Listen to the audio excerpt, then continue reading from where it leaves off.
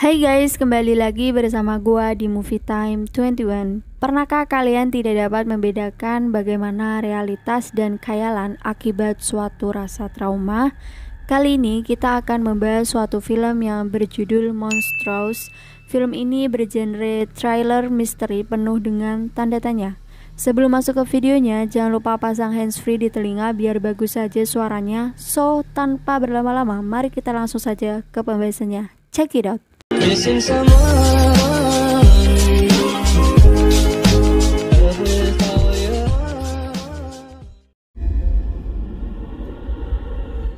Film ini diawali dengan ditampakkannya bayangan anak kecil laki-laki di atas air.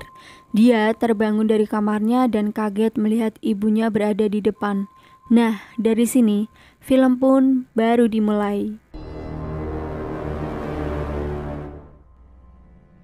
Si ibu dan anak laki-lakinya bernama Cody ini memutuskan pindah rumah ke suatu desa sepi yang terletak entah di mana. Mereka berniat memulai kehidupan baru tanpa ayah dan suami, karena nampaknya hubungan si istri dan suami sedang tidak baik-baik saja.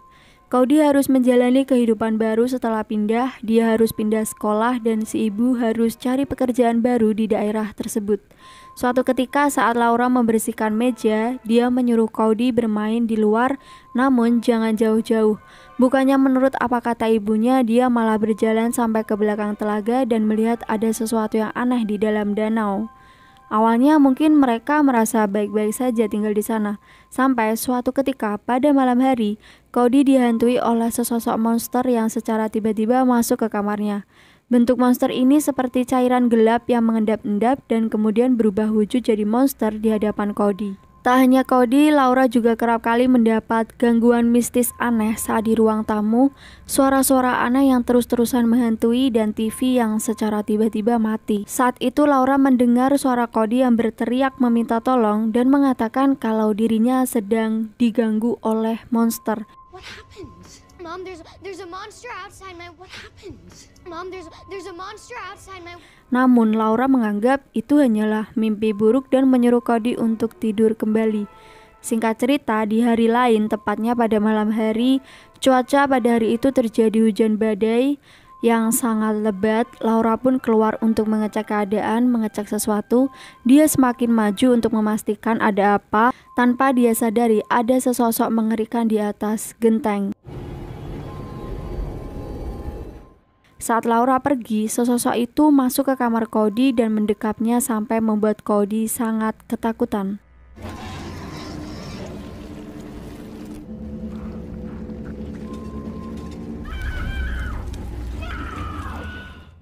Cody berteriak meminta pertolongan, namun sama saja saat Laura datang, monster itu tiba-tiba menghilang.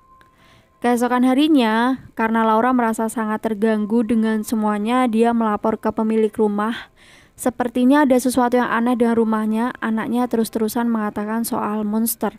Namun seperti pada umumnya film-film horor yang membagongkan, si pemilik rumah menganggap bahwa itu hanyalah rakun. Ya alias nggak percaya kalau ada hantu-hantu gitu. Pada suatu malam sunyi saat Laura sendirian di ruang tamu, tiba-tiba monster itu muncul tepat di belakangnya. Dia kaget setengah mati sampai tiba-tiba dia jebur danau. Cukup lama sampai kemudian dia berhasil keluar dan ternyata itu semua hanyalah halusinasinya. Sedangkan Cody yang dari tadi duduk di situ hanya diam saja kemudian pergi. Bukannya nolongin atau nanyain ada apa dengan ibunya, dia malah cuek dan kemudian pergi. Hari-hari terus berlalu. Semenjak kejadian Cody didekap monster, perlakuannya pada Laura semakin aneh dan sedikit kasar. Hari ini, Cody menggambar sesosok monster berwarna hitam yang dia sebut sebagai wanita cantik.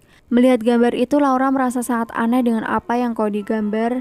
Gak hanya itu, setiap Cody sekolah, dia selalu gak punya teman. Dan Cody pun juga seperti enggan mendekat dengan temannya. Ini lumayan aneh sekali sih. Suatu hari, tepat di hari ulang tahun anaknya, Laura berniat akan merayakan ulang tahun Cody dengan mengundang teman-teman Cody.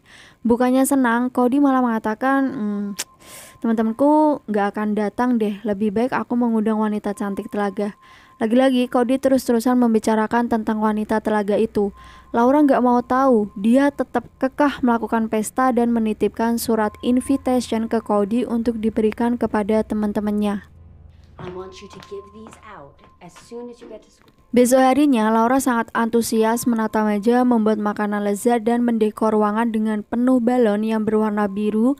Cody dan Laura tampak sangat bahagia. Setelah selesai mendekor dan lain-lain, Cody menunggu temannya di depan rumah berjam-jam, lama banget gak datang-datang. Laura sampai bilang, "Tenang Cody, mungkin mereka akan sedikit telat." Cody masih tetap menunggu sampai sore dan sepertinya mereka nggak akan datang. Di sini Laura pun masih berusaha positive thinking dengan bilang, "Rumah kita terlalu jauh dan di pedesaan, mungkin mereka terlalu malas menyetir ke sini. Ya sudah, nggak apa-apa." Oh iya, Laura ini terkadang juga sering kebayang-bayang dengan ingatan masa lalunya kalau dia punya trauma ditinggalkan. Karena dari kecil dia tinggal dengan neneknya ketika kedua orang tuanya meninggal dunia. Dari kejadian ulang tahun itu, Laura semakin pusing dan banyak pikiran sampai dia tak sengaja menyenggol tas Cody. Laura kaget, ternyata undangan itu masih di dalam tas, yang berarti Cody tak memberikan undangan itu ke temennya. Laura marah besar, kenapa undangannya nggak dikasihkan ke temennya? Sampai anaknya sangat ketakutan dan tiba-tiba sesak napas. Namun seketika itu juga Laura langsung memeluknya dan meminta maaf padanya. Malam harinya saat Laura minum-minum, biasanya kalau orang itu udah frustasi, pusing, banyak beban, mereka suka minum-minum sih. Yang padahal mau dengan cara ini pun sebenarnya belum tentu menyelesaikan masalah, ya kan? Nah, tiba-tiba dia mendengar suara anaknya menyanyi. Dan saat dilihat di jendela, dia melihat anaknya berjalan ke telaga. Laura cepat-cepat berlari menyelamatkan Cody yang sengaja menenggelamkan diri ke dalam danau dan membawanya kembali ke dalam rumah. Keesokan harinya saat berangkat kerja pun Laura sering gak fokus, dia malah meminum alkohol sebelum bekerja, mungkin karena saking stresnya, hingga kemudian dia dipecat oleh bosnya karena Laura sempat marah-marah perihal beban hidupnya. Husband or my entire I'm gone, Daddy-o. Sepulangnya dia dari kerja, Laura langsung cus menjemput anaknya ke sekolah. Anehnya, semua anak-anak yang ada di situ tidak kenal dengan murid yang bernama Cody. Laura sangat bingung, anaknya kemana? Dia meminta bantuan polisi yang kebetulan datang untuk mencarikan anaknya, sampai kemudian dia berada di sebuah ruangan dan berhadapan dengan psikiater entahlah, atau psikolog gitu. Nah, di sini ini kita akan mengetahui sebuah fakta yang sangat mengejutkan. Anehnya, psikolog ini tidak membicarakan tentang hilangnya Cody, dia malah menanyakan tentang kecelakaan yang pernah menimpa Cody. Nah, kemudian si Laura langsung menceritakan tuh sesuatu mengenai Cody dahulu. Sebelum dia pindah ke rumah baru, Cody sempat bermain dengan ayahnya di kolam renang. Tak lama setelahnya, mungkin karena ayahnya lengah atau bagaimana, Cody jebur ke kolam. Melihat hal itu, Laura langsung menolong Cody dan membawanya pergi dari rumah. Dan dia juga marah-marah, kayak, "Lu tuh gak becus banget jagain anak." Setelahnya apa yang terjadi kita nggak tahu. Soalnya si psikolog tampak seperti meragukan apa yang dibicarakan oleh Laura. Kalau di sini aku nangkepnya kayaknya si Cody ini sudah meninggal, jadi Laura selama ini hanya berhalusinasi saja. Laura mengeluhkan bahwa dirinya haus, si psikolog langsung mengambilkan minum ke belakang. Kemudian pada kesempatan itu juga Laura langsung pergi kabur karena dia tampak sangat bingung. Dia langsung pulang ke rumah untuk mencari Cody. Anehnya, sesampainya Laura di rumah, keadaan sangat-sangat berantakan. Dan sesaat setelahnya dia langsung bisa melihat Cody. Si bocah ini mengatakan, "Aku ingin pulang, Mah." Nah, bener kan, kayaknya Cody sudah meninggal, arwahnya ketahan karena ibunya belum bisa merelakan. Jadi selama ini Laura menjalani hidup dengan Cody hanyalah halusinasi. Sekarang terjawab kenapa Cody nggak punya temen, kenapa saat ulang tahun teman-temannya nggak datang, saat Laura mencarinya ke sekolah teman-temannya nggak ada yang kenal dengan murid bernama Cody. Ya karena emang Cody itu udah meninggal, dia arwah dan Laura doang yang hanya bisa melihatnya. Di sini Laura kayak nggak bisa ngebedain mana yang realita dan mana yang khayalan, pengaruh dari rasa traumanya. Laura tetap menahan Cody untuk pergi, padahal Cody pengen pulang bersama wanita cantik telaga yang selalu dia sebutkan. Sampai Cody pun terpaksa menggunakan kekuatan supranaturalnya untuk membuat Laura terjatuh, dan kemudian dia mengatakan, "Kau harus merelakan aku pergi, ibu."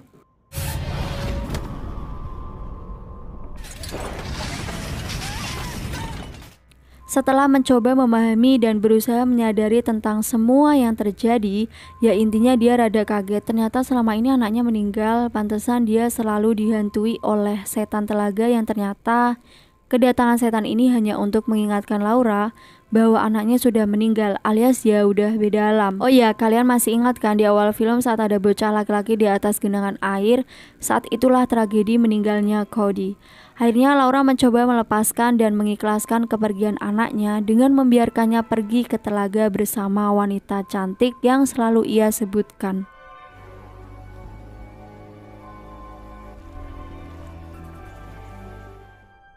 Ya, anyway, supaya arwah anaknya lebih tenang memang butuh pengikhlasan yang begitu dalam. Sosok keibuannya sangat hebat sih. Terlihat Laura ini memang sangat sayang sama anaknya ya kan. Pada keesokan harinya setelah semua kejadian yang membagongkan tadi, Laura menyetir mobilnya dan memutuskan pulang ke rumah lamanya. Dan kemudian film pun tamat.